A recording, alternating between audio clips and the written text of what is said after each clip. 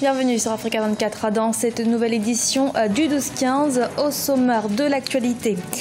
Des pays africains veulent changer leur nom, hérité de la colonisation. C'est le cas notamment de l'Afrique du Sud. Certains s'indignent que ce nom ne se réfère qu'à sa situation géographique et non à ce qu'il représente. Vers une amélioration des recettes pétrolières au Gabon, c'est en tout cas ce que prévoient les autorités qui tapent sur une hausse de 9% d'ici la fin de l'année 2017. Et les terroristes avaient détruit et incendié une partie du café plus d'un an après l'attaque terroriste qui avait fait une trentaine de victimes au Burkina Faso. Le café Cappuccino rouvre ses portes. Mais d'abord, cet accord qualifié d'historique. Le gouvernement centrafricain a signé ce lundi à Rome en Italie un accord de paix avec les groupes armés du pays. C'est en novembre 2016 que les pourparlers ont débuté. Les 14 groupes armés se sont engagés à un cessez-le-feu immédiat sur tout le territoire centrafricain. Les groupes armés qui disent reconnaître la légitimité des autorités en place. Le débat sur le changement du nom de l'Afrique du Sud refait surface. Le ministre de la Culture estime que le nom actuel du pays n'est qu'une simple référence géographique. En lieu et place, il propose le terme Azani, plus approprié et déjà utilisé par de nombreux Sud-Africains. Sharon Kamara.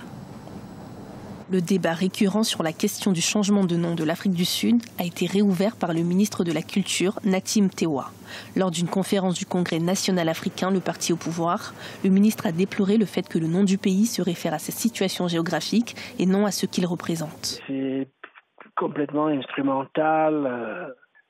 L'ANC est en difficulté, contestée à la fois de l'intérieur et de l'extérieur. Et donc, certains dirigeants du parti estiment qu'il est possible de faire reluire la crédibilité du mouvement auprès des masses noires déshéritées. Pour remplacer le nom Afrique du Sud, le ministre a suggéré le terme Azani, utilisé par de nombreux Sud-Africains et recommandé par Themba Godi, le président de la Convention des peuples africains.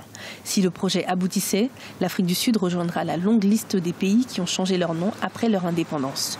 Ce changement vise à adopter un nom qui correspond plus à l'histoire du pays, contrairement à celui imposé par les colons. Le Zimbabwe a changé de nom. Burkina Faso, ancien Haute-Volta, ce sont des choses que l'ANC aurait pu faire dès les premières années, ses premières années au pouvoir. Il dispose de la majorité au Parlement. La Constitution ne l'empêche absolument pas de le faire.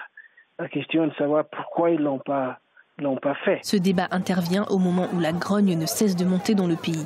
Les Sud-Africains étant déçus par la politique du président Jacob Zuma appellent à sa démission. Dans ce climat tendu, l'opposition considère que la question du changement de nom est secondaire. Le chef du gouvernement tunisien Youssef Chahed a achevé ce lundi une visite officielle de 2 jours au Maroc, sa première dans le royaume depuis sa nomination avec son homologue marocain Saad Eddine El Othmani. Une dizaine d'accords économiques ont été signés, mais également des engagements à doubler les échanges commerciaux entre les deux pays.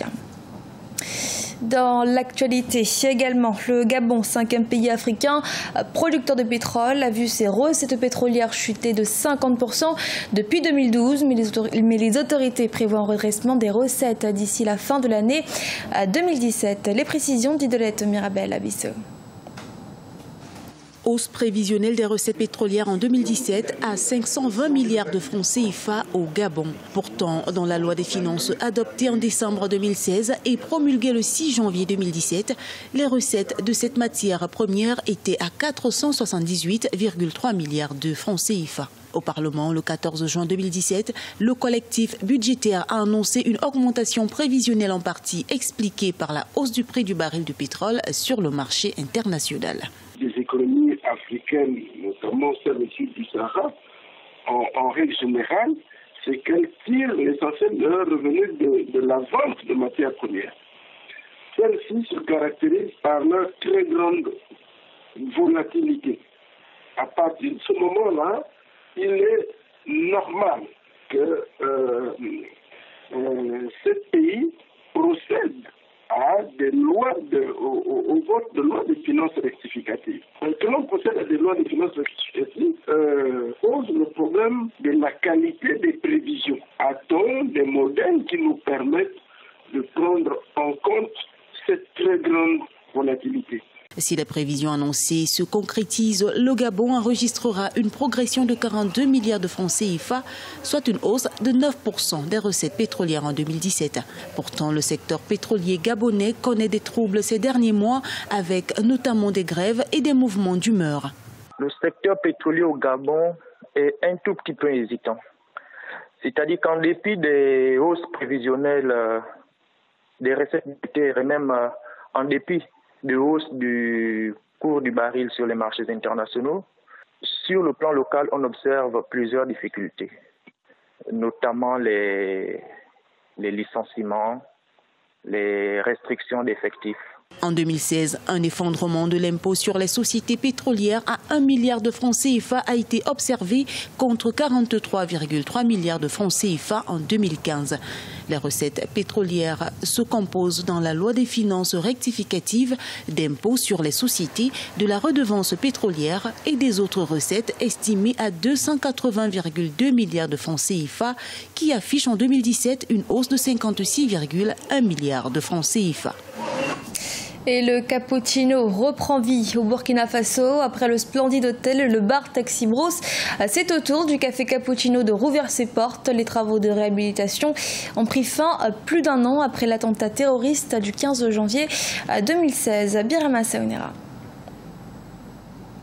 Faso, le restaurant Cappuccino de Ouagadougou a rouvert ses portes le jeudi 15 juin 2017. Ces restaurants et l'hôtel Splendide avaient simultanément été attaqués en janvier 2016 par des militants d'Al-Qaïda au Maghreb islamique. Bilan, 32 morts et plus de 70 blessés.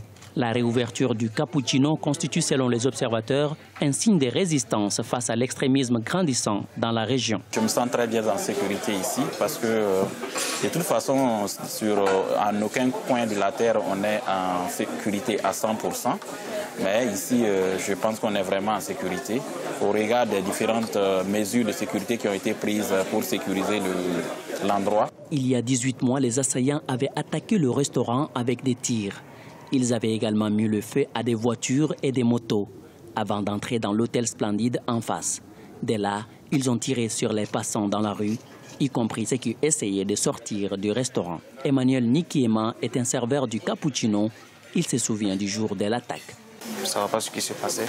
Il faisait des boum, boum, boum, boum. Jusqu'à après, ça s'est calmé. Il n'y avait plus de bruit, mais dehors, ça tirait toujours. Après, ils sont rentrés dans la salle. Mais heureusement pour nous, ils ne savaient pas que les toilettes, ils pouvaient y trouver des gens là-bas. Voilà. On était obligés de notre sang-froid de même pas faire du bruit. Même nos téléphones ont été éteints. C'était la première attaque de ce genre dans le pays.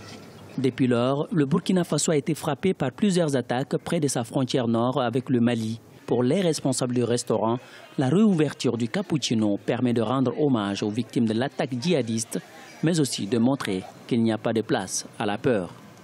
Ce journal a été réalisé par l'ensemble de la rédaction. Merci de votre fidélité. Restez sur Africa 24 pour une nouvelle édition de l'actualité.